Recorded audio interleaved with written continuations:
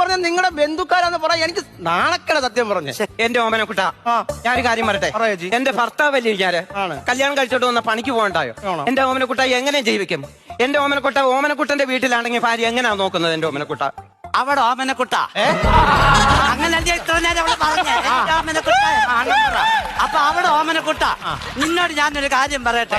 എനിക്ക് പണിക്ക് പോകാൻ പറ്റത്തില്ല. അത് എന്തോ ഗുരുവാണ് ഞാൻ പണിക്ക് പോയിക്കൂടെ? എന്നോട് ഡോക്ടർ പറഞ്ഞ് റെസ്റ്റ് എടുക്കണമെന്ന്. എന്തുവാന്നറിയാമോ? 17 വർഷങ്ങൾക്ക് മുമ്പ് മലമ്പനി വന്നു. മലമ്പനിയോ? അന്ന് ആ ഡോക്ടർ പറഞ്ഞ എന്തോന്നറിയാമോ? റെസ്റ്റ് എടുക്കണമെന്ന്. അതിന് റെസ്റ്റ് എടുത്തോണ്ടിരിക്കുക 17 വർഷമായിട്ട്. ഇത് വേറെ ഏതെങ്കിലും ഡോക്ടറെ പോയി കണ്ടിട്ട് ഇറങ്ങി പണിക്ക് പോകാൻ നോക്കണ്ട. എടാ ഈ ഡോക്ടർ പറയണ്ടേ? അത് ഞാൻ റെസ്റ്റ് എടുക്കണ്ട മതിയെന്ന് പറയണ്ടേ? അതെന്തോന്ന് ചോദിക്കട്ടെ. ആ ഡോക്ടർ ഇല്ലയോ എന്റെ ഓമനക്കുട്ട മരിച്ചുപോയി. അതെന്റെ കുഴപ്പമാണോ? വേറെ ഡോക്ടറും പോയി കാണ്. അതെനിക്ക് വിശ്വാസം പോരാ. വ്യാജ ഡോക്ടർ ഉള്ള കാലവാ. വന്നേ വായേട്ടാ. അവരെ അപ്പുറത്തെ ആൾക്കാർ അവരപ്പുറത്തെ ചേട്ടൻ ഇങ്ങോട്ട് വന്നല്ലേ പറഞ്ഞിട്ട്. അല്ല അതുകൊണ്ട് അളിയനകത്തുണ്ട്. അത് സാരല്ല. ഇവിടെ ഞാനിന്റെ സ്പോൺസറാണ്. അതുകൊണ്ടാണ് പറഞ്ഞത് ഇരിക്കങ്ങോട്ട്. ഇരിക്കാം. അതെ കിടന്നേ. കൈ എന്താ വിറയ്ക്കുന്നത്? എന്റെ അല്ല ചേട്ടന്റെ കൈ. പെണ്ണുങ്ങളെ കണ്ടിട്ടില്ലേ? ഇങ്ങനൊക്കെ അതെ ഇവിടെ നിന്ന് കിടന്നേ. കിടക്കങ്ങോട്ട്.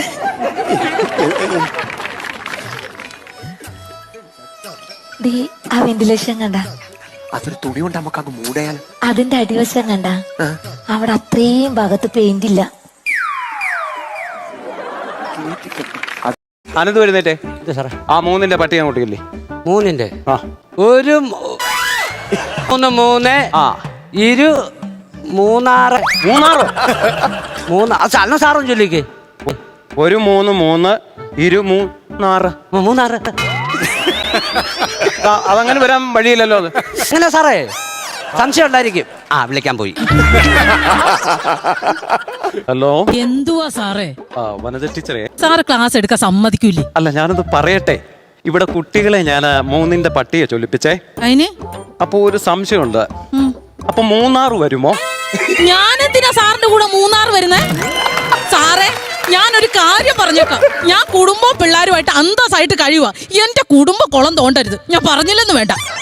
പെണ്ണുമ്പിള്ളയുടെ എന്തെങ്കിലും പറയുമ്പോ അവര് വേറെ ഏതാണ്.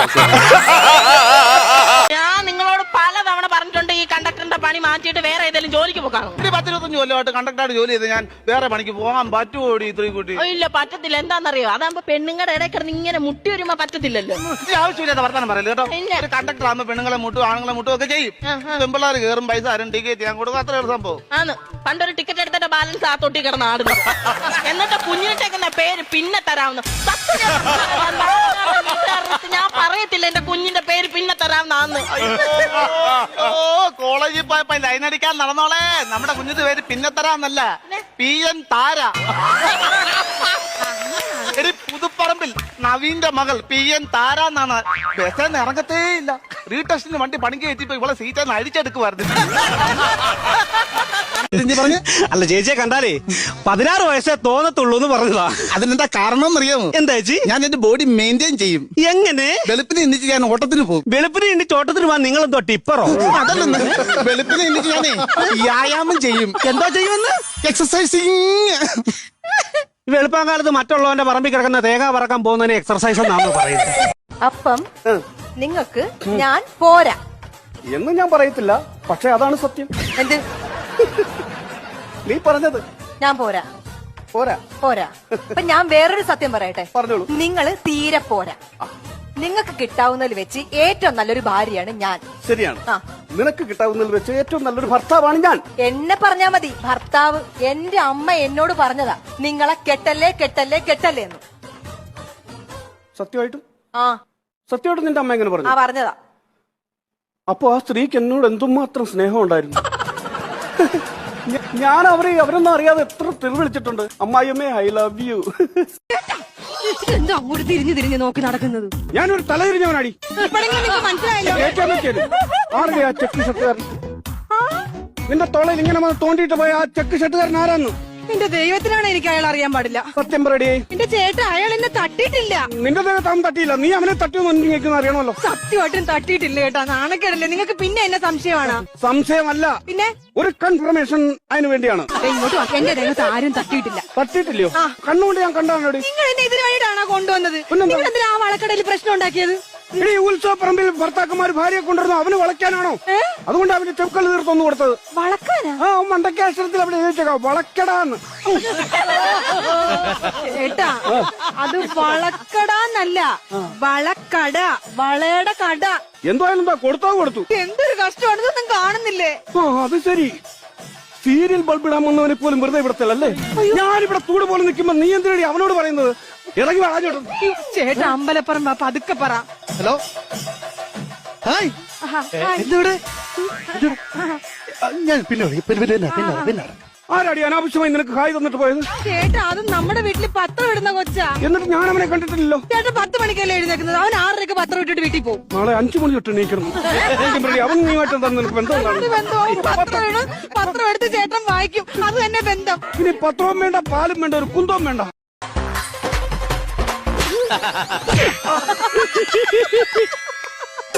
ഇതെന്തിന്റെയാ? എന്റെ പേരെന്താടാ? റബേക്ക. റബേക്ക. എന്തോന്നാ അതിൽ അച്ചടിച്ചു വെച്ചേക്കുന്നത്? റബറുങ്ക. റബ്ബറും കായല്ലടാ, ഒട്ടുപാലി. എടാ കാലാ നിൽക്കാൻ വെച്ചിട്ടുണ്ട് കേട്ടോ. 2 ഷർട്ട് മുണ്ടൊന്ന് തേച്ചേ. ഞാൻ ചോദിച്ചു കേട്ടോ, നിങ്ങൾ എവിടെ പോണെന്ന്? തേക്കടി. എവിടെ പോണെന്ന് ചോദിച്ചിട്ട് അത് പറയണില്ലല്ലോ. അതല്ലടി മലയാളത്തിലല്ലേ പറയണത് തേക്കടി. നല്ല സൗകര്യമില്ല. ഇംഗ്ലീഷിലല്ലല്ലോ പറഞ്ഞത്, മലയാളത്തിലല്ലേ പറഞ്ഞത്. പറഞ്ഞാൽ നിനക്ക് മനസ്സിലാത്തിന് ഞാൻ എന്ത് ചെയ്യാനാണ്? നിങ്ങൾ എവിടെ പോണ? തേക്കടിന്ന്. ഓ എനിക്ക് കലി കയറണുണ്ട്. നിങ്ങൾ എങ്ങോട്ടെങ്കിലും ഇറങ്ങിപ്പോയി എന്തെങ്കിലും പറ്റിയാ ഞാൻ അറിയുവോ? സ്ഥലം പറയാണ്ട്. ഇനി അത് പോട്ടെ, ആരെങ്കിലും നിങ്ങളെ തിരക്കി ഇവിടെ വന്ന് ഇവിടെ പോയെന്ന് ചോദിച്ചാൽ ഞാൻ എന്ത് പറയും? നിങ്ങളെ ഇവിടെ പോണ പക്ഷെ അത് പറ ആദ്യം. തേക്കടി.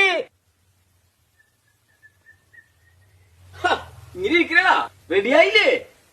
ഷർട്ട് മുണ്ടും തേക്കാൻ പറഞ്ഞിട്ട് അവള് തേക്കാനല്ല നല്ല സൗകര്യല്ല തേക്കാനായിട്ട്.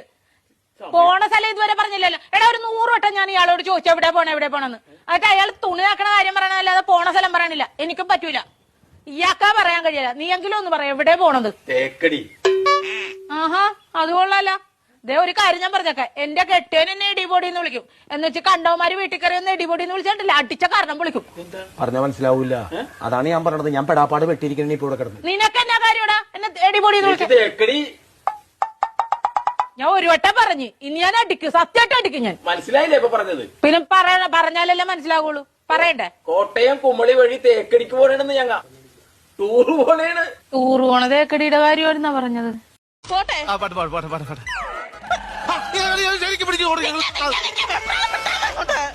പോട്ടെ.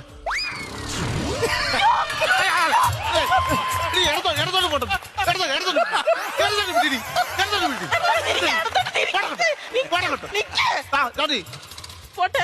കാലെടുത്തകത്ത് വെക്ക്. 2 കാലെടുത്തകത്ത് വെക്ക്. 2 കാലം എടുത്താൽ ഇനി എന്ത് ചെയ്യണം? നീ ഇതിൽ പത്രം വായിക്കടി. അവിടെ 2 കാലം എടുത്തോ പത്രം വായിക്കടി. 2 കാലം അകത്ത് കയറിയിട്ടില്ല. മുന്നോട്ട് പോട്ടെ. നീ എന്താ എടി നിന്റെ തല പിടിക്കാൻ നീ സ്പീഡോമീറ്റർ അടിക്കാത്തറിയോ? അത് പിന്നെ വർക്ക് ആവത്തില്ല. അതുകൊണ്ടാണ്